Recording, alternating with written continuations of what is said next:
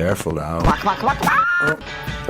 Boing. So cool to be playing vinyl. Took the record off the turntable. You ready for this? Welcome to Behind the Vinyl. Here's your host, Stu Jeffries.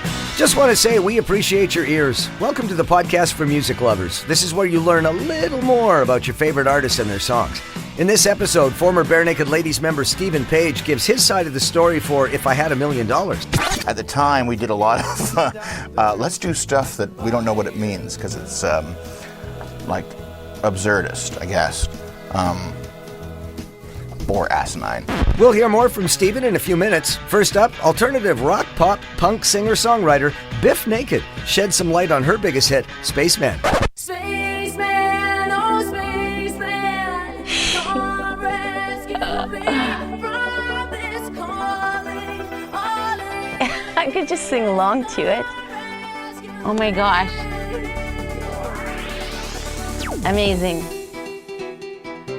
When we wrote Spaceman, I wrote with my manager because he was so upset with all the guitar players that I was writing songs with. We were all writing like death metal, and he was like, you know, no one can write a pop song with you. Like, just, you know, let's try and write something. And so he played the acoustic guitar, and I sang these little lilting melodies, but I kept singing, "The tiger's whiskers," and I was really obsessed with the notion of yearning and clutching, grabbing the tiger's whiskers, and he was like, "That's terrible. This is the most terrible song you could ever do." And so I basically had to be shut in a room until I could come up with something that he liked better. And I just thought, if only I could be abducted right this minute. So I wouldn't have to do this anymore. And that's really how it started. And it was like, "Spaceman, come rescue me from this." And that's really how the chorus started.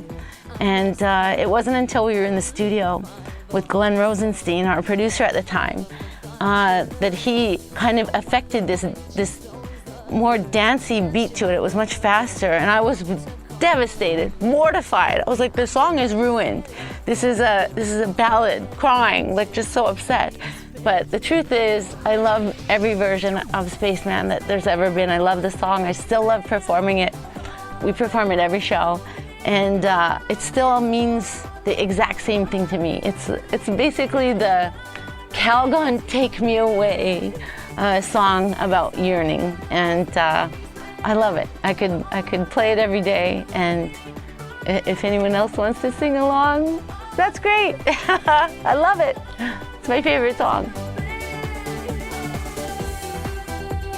I could listen to it all day. Also, we did this recording before there was any auto-tune. So the number of times that I had to sing it perfectly was, I don't know, like maybe, I'm gonna say probably 20 times. I would have to sing it again and again and again, even though I couldn't hear the difference. You know, all the record producers have dog hearing, so they can hear the difference.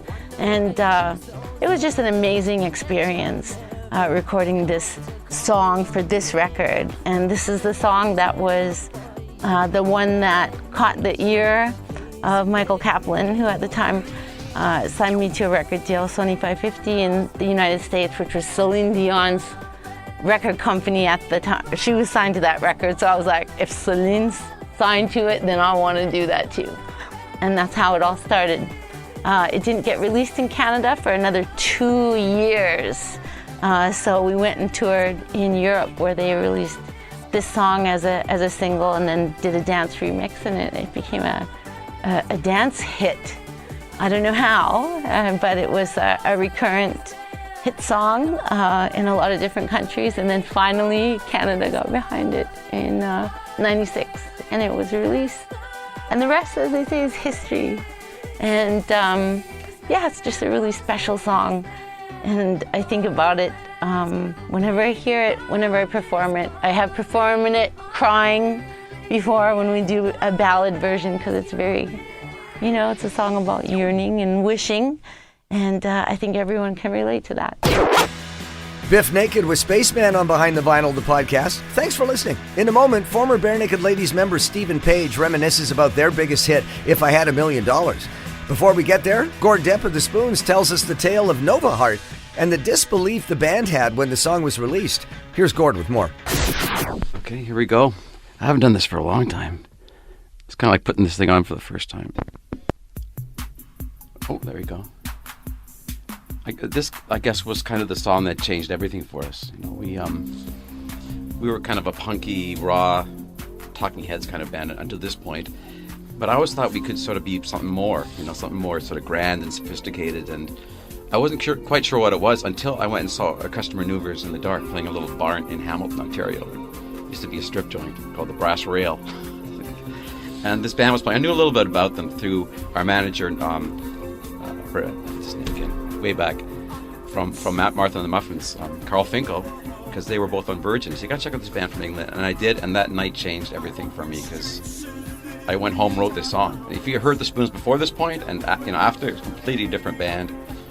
And I was really inspired by how they combined drum machines and live drums and synths, and went for a more sort of a classical sound.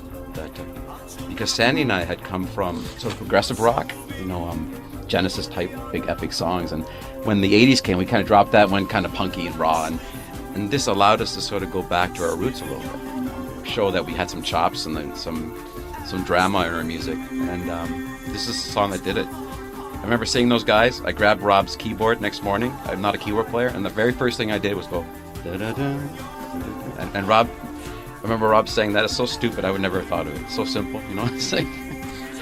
And not being a keyboard player, and that would be my mantra from then on, just simple and hooky, and that was kind of the beginning of this.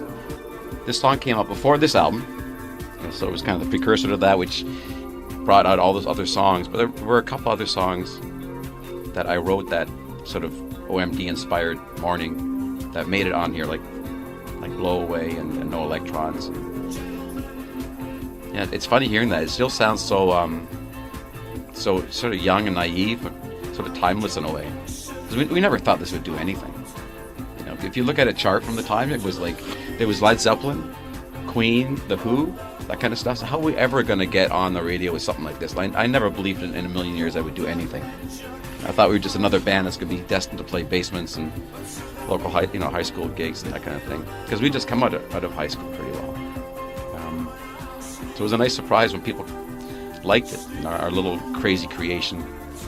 The only thing else that was on the radio was kind of like it, I guess, that introduced people to drum machines, the sparse keyboards and that stuff was, I guess, Soft Cell, Tainted Love. That. So American ears are getting a little bit more eclectic in their tastes.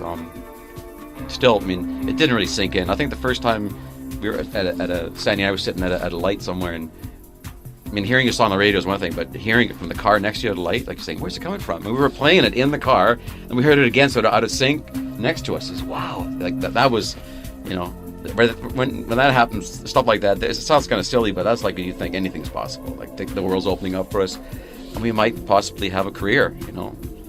This is the first thing I think we did that I thought we were sort of be able to compete with the international stuff that was out there that we admired, like the Simple Minds and the Duran Durans and that kind of thing.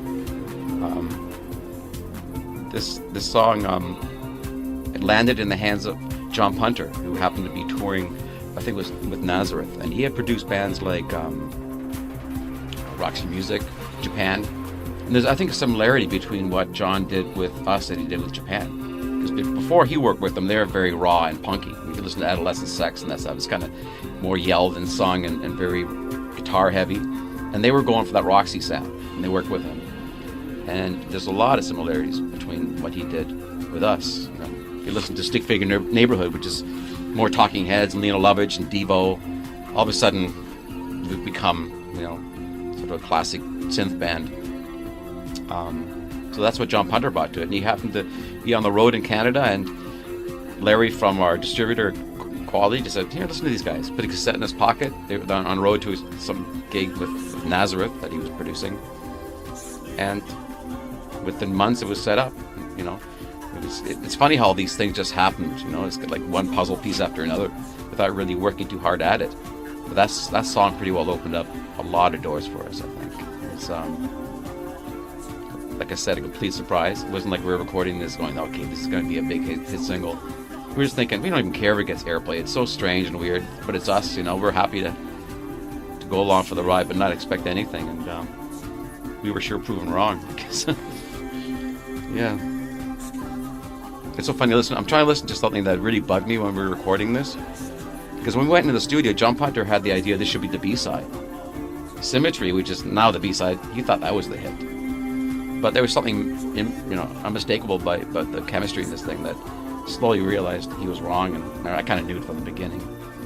But there's a funny thing. Sandy had these things called Taurus bass pedals, which were left over from our progressive rock Genesis kind of days, and that big drone here at the beginning, she played those on there, and then Rob played his drone on his new synth, and they were so out of tune to my ears, I wanted nothing to do with the song from the beginning of the recording. It was like me against the band and fighting with John. I just scrap this song, it's junk, right? Luckily it all sorted itself out, and here we are. I don't hear it. It sounds in tune to me. Nova Hart from the Spoons, Gord Depp on Behind the Vinyl, the podcast. I'm Stu Jeffries with one of the founding members of the Barenaked Ladies, Stephen Page. In a past season, we had Ed Robertson and Tyler Stewart of the band talk about If I Had $1 Million, but we thought it would be cool to get Stephen's take on the song as well. So, wait no more. Well, let's put the needle on the record, and the drum beats go like this. If I Had $1 Million by Barenaked Ladies from the album Gord. Although this version here is the 12-inch single version, so it's this was a big thing in the 80s, and luckily we got in just at the very end of this, where you can still have your 12-inch singles of your songs. One of the coolest things in my entire career was being signed to Sire Records. We were signed by Seymour Stein, who signed the Talking Heads and Madonna and the Ramones, and an absolute legend in the business. And I grew up looking at this label spinning around on my record player for a ton of the records that I grew up with. So to have my own music on that label was incredibly exciting. I don't recall this single artwork. It's inexplicable. It looks to me like this should have been the Be My Yoko Ono artwork with the green apple thing, but it's not. It's If I Had $1 Million. I don't know what that means, but maybe that was at the time we did a lot of let's do stuff that we don't know what it means, because it's like absurdist, I guess, or asinine. This song is one of these songs that, it was a huge thing for us, but it was never really, there was this one single here, which was released in the UK, but in Canada and the US, it was never actually a single. It wasn't a hit. But it's the kind of song that just about everybody knows. And for a long time, because it's fun, it was the kind of thing that we tried to shy away from. We played it in all the shows, but it wasn't necessarily what we wanted to be known for. Until later, we realized that it was kind of our greatest success to have a song that everybody's grandma knows, or is the theme song to your first year of university, or your family camping trip, or whatever else. And it's like writing a campfire song. You can't just will those; they kind of happen. And we were really, really lucky to be able to have a song like that that's in the public mind like that. This recording, we'd done this song a bunch of times in the studio, and the song changed every time we performed it, whether it was in the studio or on stage. There was lots of banter and improvisation, and that was a big part of what Barenaked Ladies was about on stage too. Ed and myself trying to make each other laugh, or sparring off each other, and it's still odd sometimes in this version of the song. That stuff about the pre-wrapped bacon and whatever is it's just what we said. It's not even right. I think I meant individually wrapped bacon. But we were just talking, and we probably did 3 or 4 takes and chose the one that we liked the most. I think actually our producer, Michael Philip Voivoda, chose the one he liked the most. And that was the one. And it becomes ingrained as the kind of the main, that's how the song goes.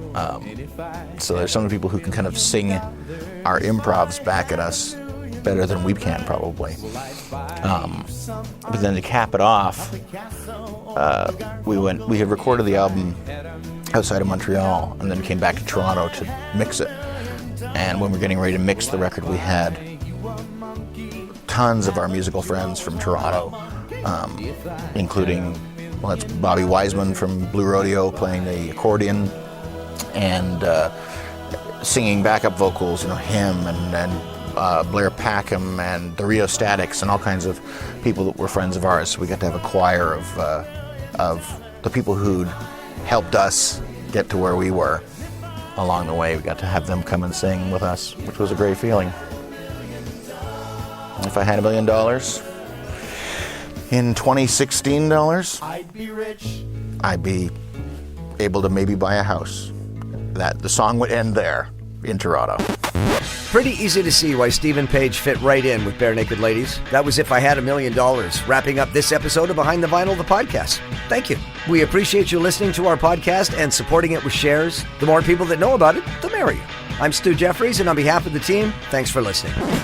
This has been Behind the Vinyl, the podcast, hosted by Stu Jeffries.